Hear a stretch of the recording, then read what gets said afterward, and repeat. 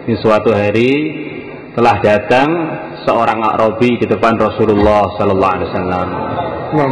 Kemudian dia doa dengan di dalamnya mengandungi macam-macam pujian kepada Allah, menceritakan keagungan Allah. Allah tidak ada, semua yang selain Allah diatur oleh Allah, diberi rezeki oleh Allah, menyayangi yang besar, menyayangi yang kecil, jadi kekuatan bagi orang-orang yang lemah.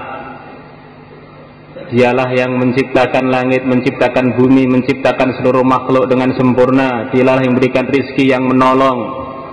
Dialah jadi pembelanya orang-orang yang ingin dibela. Dialah Allah yang menciptakan, selain Allah diciptakan. Dialah Allah yang menjaga, selain Allah dijaga. Dialah Allah yang mengatur, selain Allah diatur. Dialah Allah yang tahu berapa ukuran seluruh air yang ada di lautan, kemudian beratnya berapa gunung-gunung, tahu pojokan-pojokan langit jumlahnya, luasnya berapa, hanyalah Allah yang tahu. A'rabi tadi memuji-muji Allah dengan begitu panjang. Akhirnya Rasulullah sallallahu alaihi wasallam bilang kepada seorang sahabat, "Hei sahabatku, kalau A'rabi tadi sudah datang, sudah selesai doanya, suruh datang kepada saya." Maka A'rabi tadi datang kepada Rasulullah sallallahu alaihi wasallam. Kemudian Nabi menghadiahkan kepada dia satu kantong uang dari emas. Maka A'rabi tadi jadi senang sekali. Ditanya oleh Nabi, "Wahai A'rabi, tahukah kamu kenapa kamu saya beri hadiah satu kantong uang ini?" "Tahu ya Rasulullah, karena saya dengan Tuhan ada kerabat. Dulu kakek Tuhan Nabi Ismail alaihi salatu wassalam telah menikah dengan wanita dari kami, dari kabilah Jurhum, dari Yaman. Akhirnya dari beliau keluarlah keturunan-keturunan termasuk engkau ya Rasulullah." Maka Nabi mengatakan, "Benar, kamu memang kerabat saya, orang Yaman kerabat saya. Tapi bukan karena itu saya memberikan uang kepada kamu. Saya memberikan uang kepada kamu karena kamu begitu bagus memuji kepada Allah dengan pujian-pujian yang begitu panjang yang diceritakan tadi." Ini kalau ingin tahu artinya ya harus ditulis satu-satu, diterjemah begitu. Panjangnya pol tadi. اليوم جاءت عظمة الدنيا وعظمة المخلوق وعظمة الأسباب في قلوبنا. Sekarang ini telah datang keagungan dunia, keagungan asbab, keagungan makhluk di hati kita. Benda-benda telah menjadi besar di hati kita. Na'udzubillah, bisa-bisa keagungan Allah menjadi mengecil di hati kita. Kita ini telah tenggelam dalam macam-macam kebendaan, dalam perkantoran, dalam pekerjaan, dalam macam-macam kesibukan dunia. Akhirnya keagungan Allah, keagungan benda-benda menjadi membesar di hati kita. Keagungan Allah menjadi mengecil di hati kita. Sebaliknya para sahabat, mereka sibuk mengagungkan Allah, sibuk mengamalkan agama Allah, mempersucikan Allah. Akhirnya mereka berhasil mengecilkan selain Allah di hati mereka. Masya Allah, ini diceritakan para sahabat nih, mereka berhasil mengecilkan selain Allah dari hati mereka. Diceritakan ada seorang sahabat diutus oleh Rasulullah sallallahu alaihi wasallam untuk mengambil upeti dari negeri Bahrain. Yang mana negeri Bahrain dari Madinah perlu menyeberang selat, perlu menyeberang lautan. Maka pasukannya Al-Hadrami tidak mawajatus sufun. Mereka tidak menemukan adanya perahu. Akhirnya mereka bilang, Al-Hadrami bilang kepada lautan, "Hei, percikan-percikan air ini, kalian tidak berhak untuk menghalangi perjalanan kami fisabilillah." Maka beliau mengucapkan 4 kalimat yang biasa kita dengar, "Ya Ali ya Azim, ya Halimu ya Alim." Dia tadi ditambah ya Karim atau apa? "Ya Mujiz ajizna." Wahai Allah yang maha menyeberangkan, seberangkan kami untuk menuju Bahrain. Maka diceritakan Al-Ala Al-Hadrami dengan pasukannya menyeberang lautan. Dan di situ ada Abu Hurairah yang meriwayatkan hadis ini.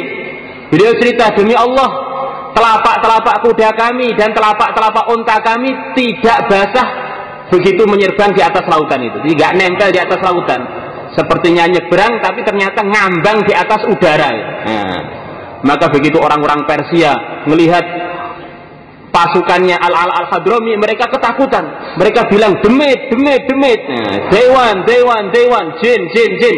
Akhirnya lari tunggang langgang. Nah, Allah, beliau ceritakan ini keramatnya Allah ini seakan-akan melebihi mukjizatnya Nabi Musa. Nah, kalau Nabi Musa dulu berjalan dengan lautan dibelah menjadi 12, akhirnya beliau berjalan di atas daratan. Jadi kalau Allah ini tidak, berjalannya di atas lautan dan tidak nempel di lautan tersebut. Kenapa para hadirin, umat ini kok dimuliakan oleh Allah sampai punya keramat-keramat seperti keramatnya para anbiya, bahkan zahirnya seperti melebihi? Karena umat ini oleh Allah Subhanahu wa taala diberi tanggung jawab seperti tanggung jawabnya ulul azmi minar rusul. Sebagaimana dalam ayat tadi, kita tahu ulul azmi minar rusul ada 5, di antaranya Nabi Nuh, di antaranya Nabi Musa, Nabi Isa, Nabi Ibrahim, dan Nabi kita Muhammad sallallahu alaihi wasallam. Para hadirin, bukan ceritanya Abul Ala saja. Ada ceritanya lagi, ceritanya Amr bin As. Waktu itu beliau jadi gubernur Mesir. Bagaimana Allah Subhanahu wa taala telah tundukkan lautan kepada Sayyidina Umar waktu zamannya Amr bin As menjadi gubernur di Mesir. Bagaimana diceritakan begitu Amr bin As menguasai Mesir, dulu di Mesir ada satu kebudayaan jahiliyah. Setiap tahun Sungai Nil harus diberi sesaji berupa ajmalul fatayat, perempuan yang masih muda yang paling cantik dihiasi, diberi perhiasan-perhiasan seperti mau jadikan pengantin, kemudian dicelupkan di situ hidup-hidup.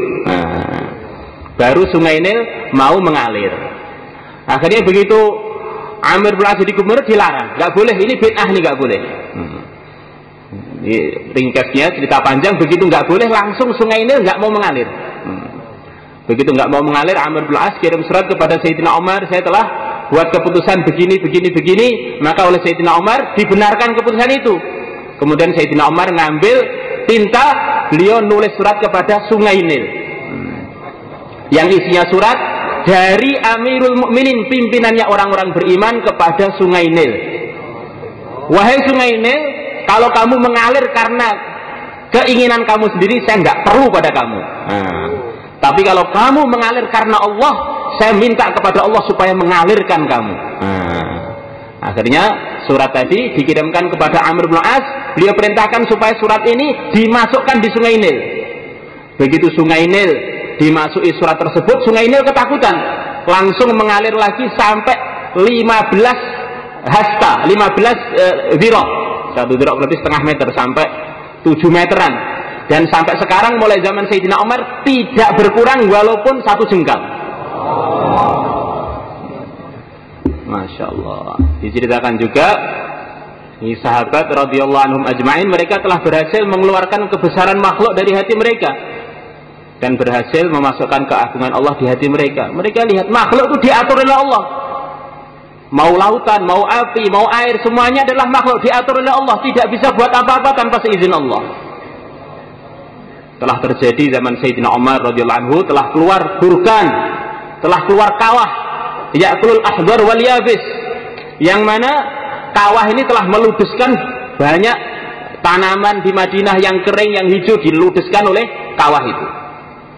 Maka Sayyidina Umar tidak berpikir, para sahabat tidak berpikir kita perlu datangkan apa, datangkan asbab apa, tidak. Berpikir ini kawah ini juga makhluknya Allah. Maka berpikir kira-kira jalan keluarnya bagaimana? Maka beliau ingat suatu hari Rasulullah SAW telah datang ke masjid. Masjid biasanya nggak ada lampunya, tiba-tiba masjid itu sudah dipasang lampu-lampu hidup. Maka beliau tanya, siapa yang masang lampu di masjid ini? Maka Rasulullah dibilang telah dipasang oleh Tamim Ad-Dari ya Rasulullah Sallallahu Alaihi Wasallam, pertama kali yang beri lampu di Masjid Nabawi.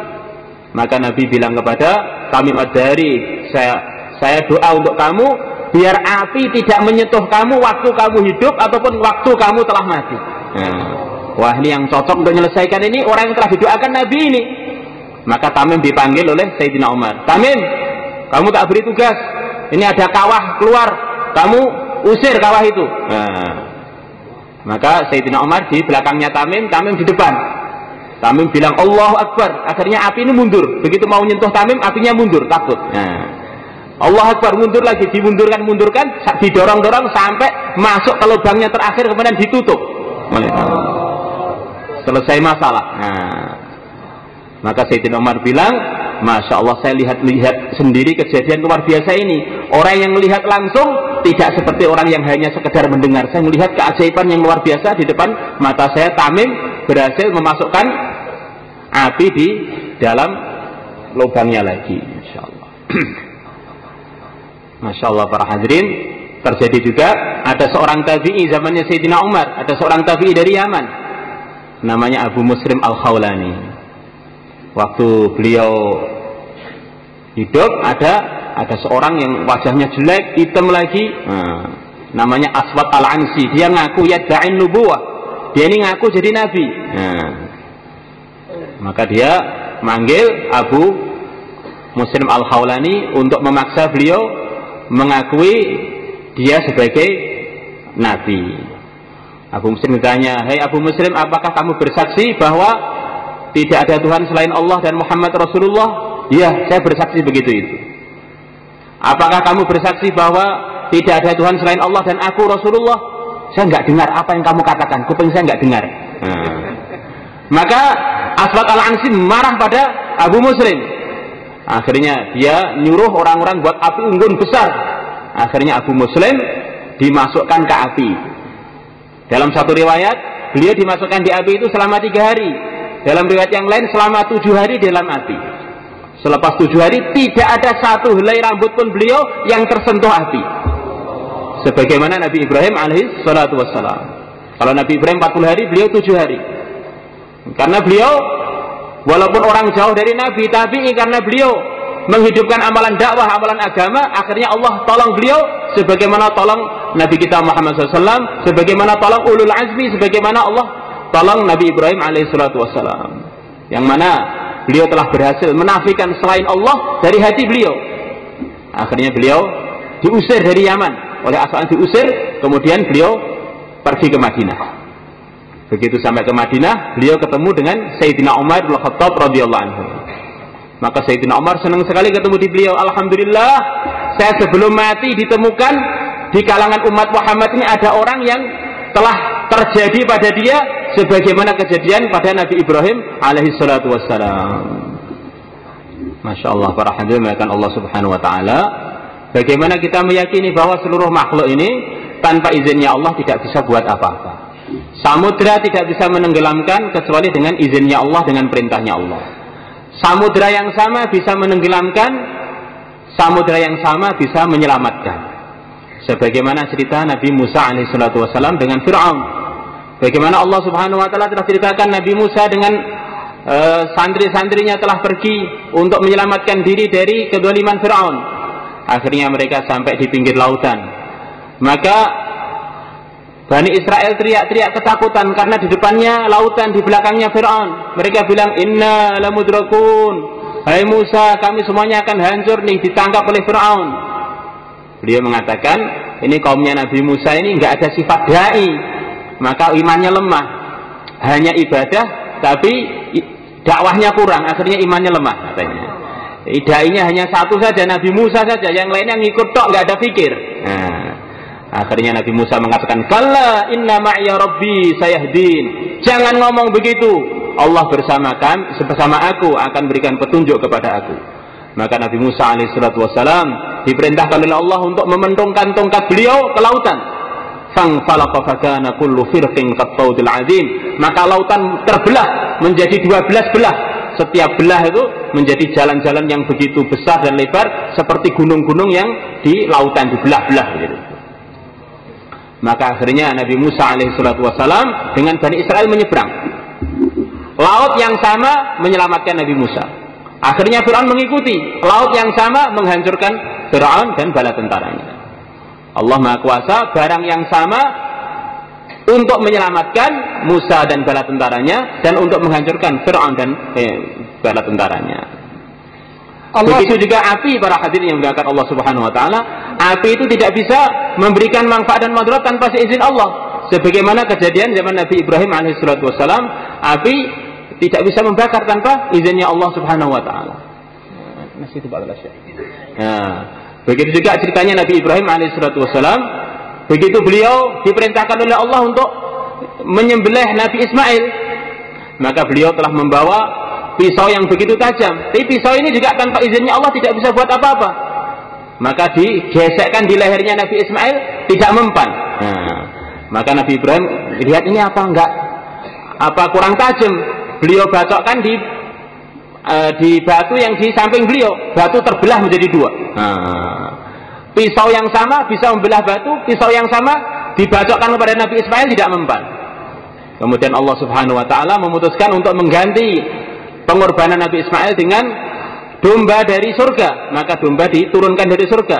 Begitu pisaunya Nabi Ibrahim digesekkan ke lehernya domba, langsung lehernya domba terkikis, terbelah, langsung tersembelih. Nah, maka semuanya para hadirin Allah, semua makhluk tanpa izinnya Allah tidak bisa buat apa-apa. Nah, para hadirin, Allah Subhanahu wa taala Maha Kuasa.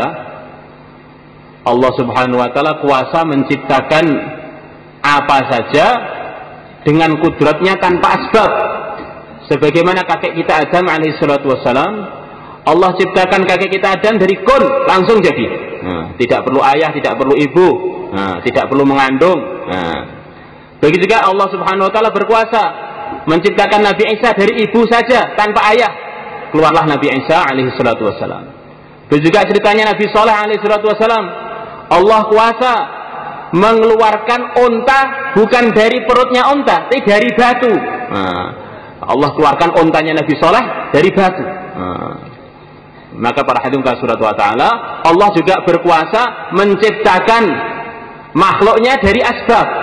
Tapi kita harus ingat, asbab ini juga ciptaan Allah, tidak bisa memberikan apa-apa tanpa seizinnya Allah. Jangan sampai karena kita ini berkecimpung dengan asbab, lupa bahwa asbab ini juga ciptaan Allah, tanpa izin Allah tidak bisa buat apa-apa. Para hadirin akan Allah Subhanahu wa taala, karena kita ini hari-hari terus sibuk dengan asbab, akhirnya telah datang rusak pada yakin kita. Rusak yakin kita kepada Allah Subhanahu wa taala, kemudian datang rusak yakin di hati kita, kita jadi yakin kepada asbab. Berbeda dengan para sahabat. Mereka, para hadirin Allah Subhanahu wa taala, berhasil menafikan asbab. Akhirnya Allah Subhanahu wa taala fataha lahumul hujub. Allah Subhanahu wa taala telah membukakan hijab dari mereka, dan Allah Subhanahu wa taala tolong mereka. Tidak ada satupun yang bergerak di muka bumi ini, atau berhenti, atau bertambah, atau berkurang. Apa saja yang terjadi dan akan terjadi atau sedang terjadi, semuanya adalah karena dikehendaki oleh Allah, karena beri perintah oleh Allah. Tidak ada yang bisa bergerak sendiri. Para hadirin, kita ini Masya Allah hari ini ngomong dunia, sibuk dunia, cinta dunia, sampai kita waktu sholat juga ingat dunia. Nah, mana yang sholatnya adalah puncak hubungan hamba dengan Allah, sujud kepada Allah, waktu sujud loh, yang sujud hanya jidatnya saja, di hatinya bersama dunia. Nah, ini benar-benar kurang adab para hadirin. Para hadirin bahkan Allah Subhanahu wa taala diceritakan dalam satu hadis qudsi, kurang lebih mafhumnya, kalau ada seorang hamba sujud waktu salat kepada Allah, tapi yang sujud bukan hatinya, hanya jidatnya saja, maka Allah Subhanahu wa taala berfirman, wahai hambaku, kamu sujud dengan muka kamu saja, sementara hatimu bersama selain saya. Apakah ada yang lebih baik daripada saya, kok kamu tawajuh kepada dia? Para hadirin, coba kita pikir, apakah ada yang lebih baik melebihi Allah? Apakah yang bisa memberikan manfaat mudarat selain Allah? Kenapa kita tawajuh kepada selain Allah? Nah, waktu sholat pun masih tawajuh kepada selain Allah. Ini benar-benar hal yang perlu kita perhatikan benar nih. Waktu sholat, kalau nggak selain waktu sholat, beda lagi. Waktu sholat pun ingatnya selain Allah. Nah, para hadirin, ada 8 perkara di dalam Al-Quran. Allah sebutkan mencintai 8 perkara ini sebetulnya boleh-boleh saja. Anak, istri, keluarga, perdagangan, tempat, dan seterusnya yang disebutkan dalam surat Al-Bara'ah. Ini sebetulnya boleh-boleh saja, dengan syarat cinta kita pada 8 perkara ini tidak melebihi cinta kita kepada 3 perkara, Allah dan Rasulnya dan berjuang fisabilillah. Nah, kalau sampai cinta pada 8 perkara ini mengalahkan cinta kita kepada Allah dan Rasulnya dan berjuang fisabilillah, maka Allah Subhanahu wa taala mengancam kita, tunggulah siksa Allah akan datang pada orang-orang yang berbuat begitu itu. Dan orang itu dianggap oleh Allah termasuk orang-orang yang melanggar agama. Allah tidak mau memberikan hidayah kepada mereka. Innallaha la yahdil qaumal fasiqin.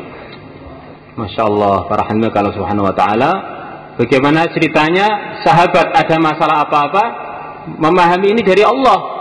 Yang bisa menyelesaikan hanya Allah. Ada seorang sahabat namanya Abu Mi'laq.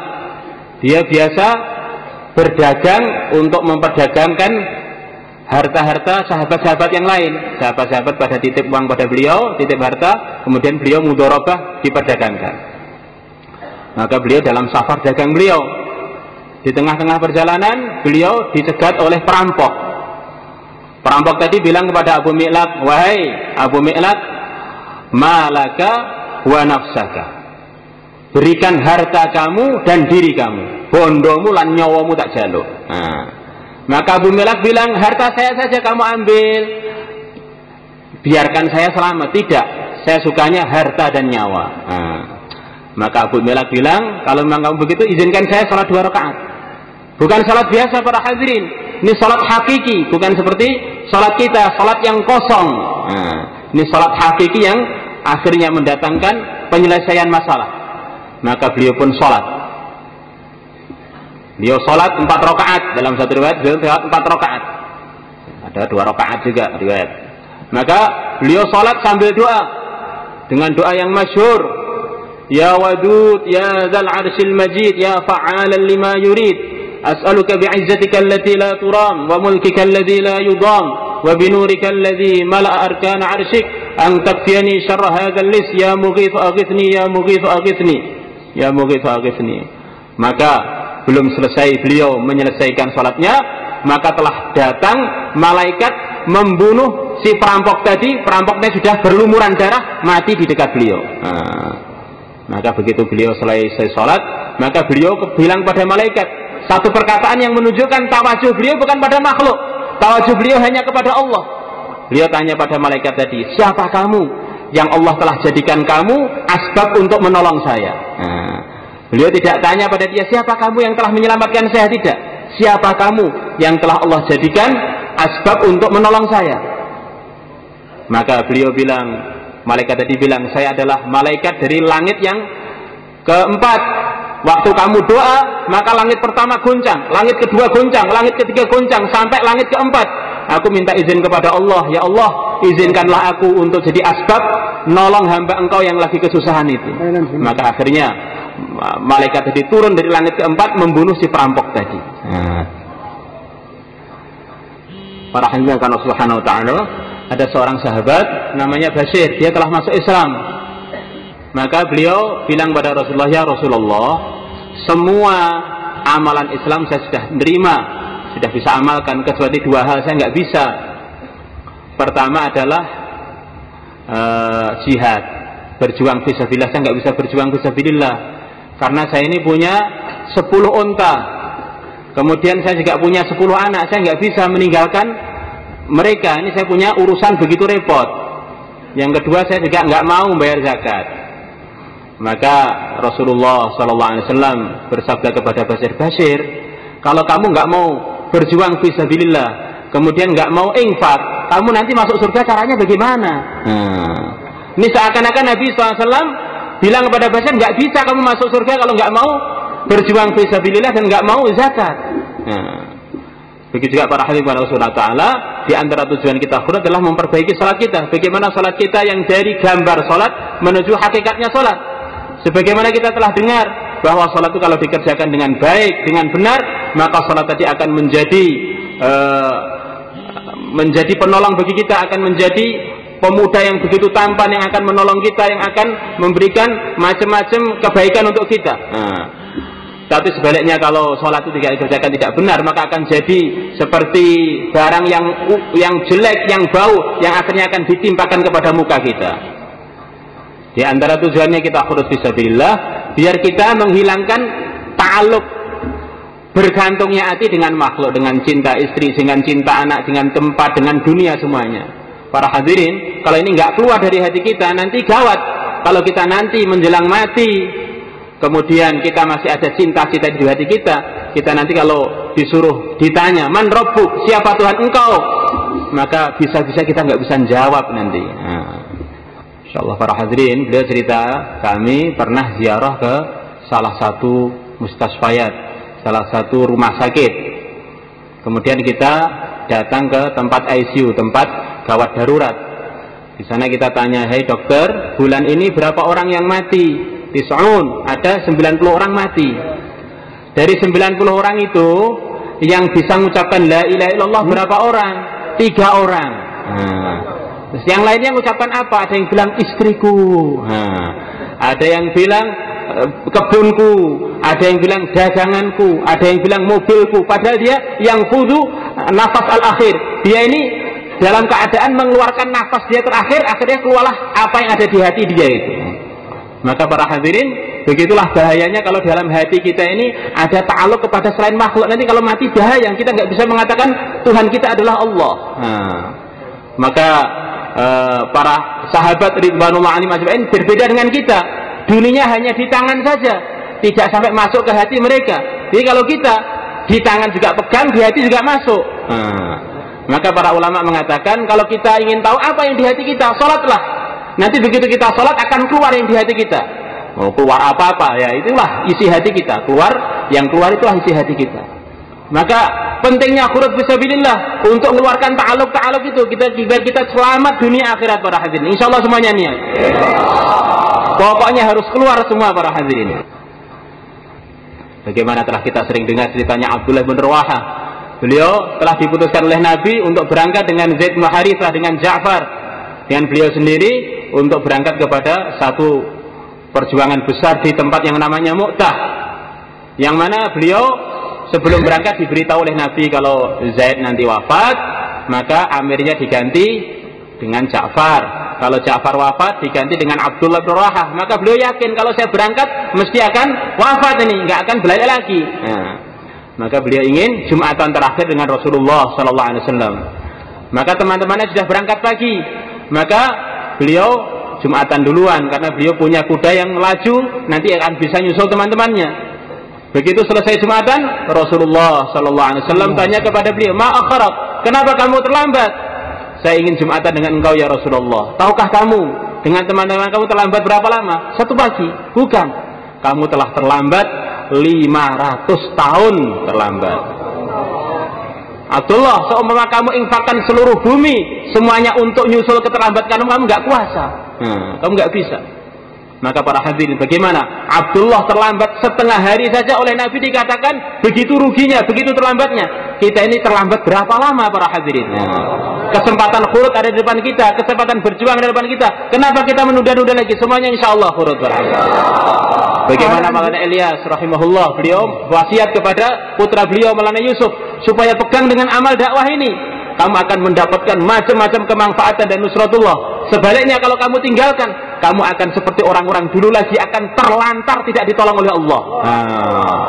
Ini Masya Allah, sifat-sifatnya orang Indonesia ini begitu luar biasa. Maka punya kewajiban untuk disebarkan seluruh dunia.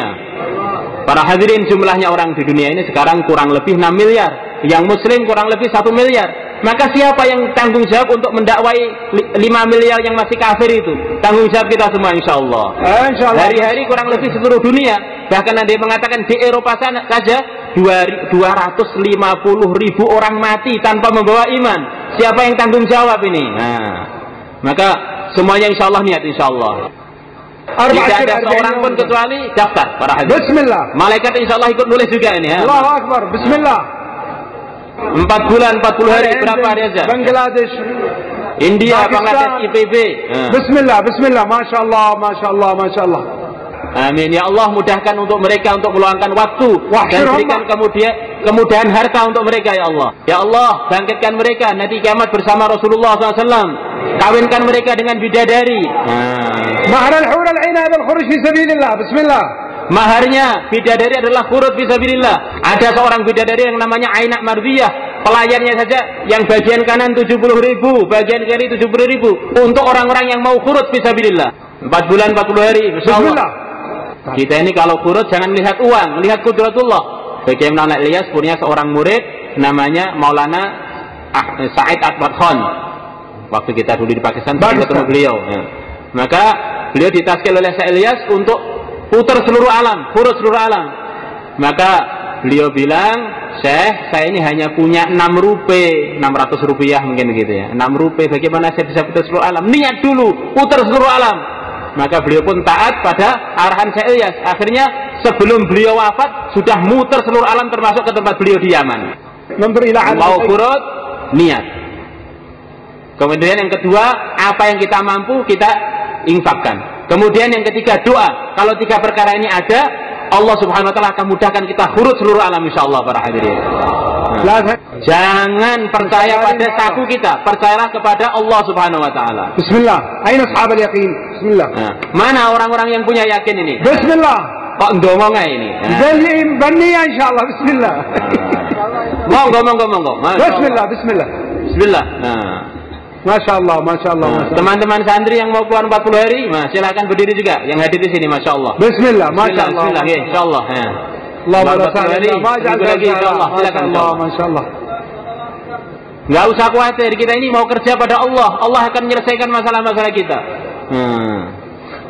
Insya Allah.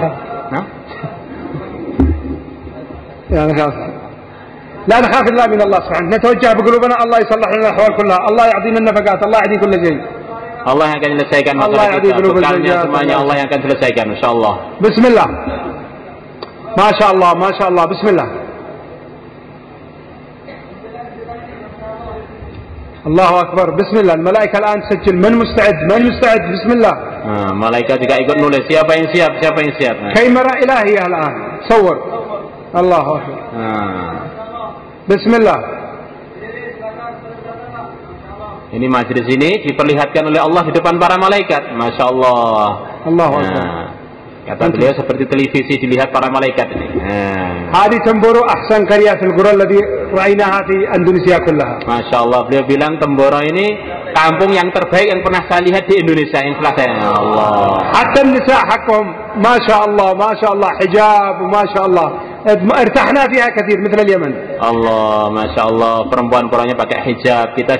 Hati kita jadi senang dengan sebab suasana Temboro ini. Ahmadullah ala hadhihi an-ni'mah wa khruju fi sabilillah. Hatta Allah yajzi 'alaikum hadhihi an-ni'mah. Wa syukurlah nikmat ini dengan khurut fi sabilillah. Tinshruha li baqiyat Indonesia kullaha as-sifat wal akhlaq wal hijab. Ini mirip seperti Yaman, perlu disebarkan ke seluruh Indonesia biar semuanya pakai hijab, biar semuanya kenal agama insyaallah para hadirin. Insyaallah. Nawaitu kullakum insyaallah. Insyaallah. Semuanya telah niat insyaallah. Allah yataqabbal. Taqabbal Allah. Nah. Doa insyaallah. Doa.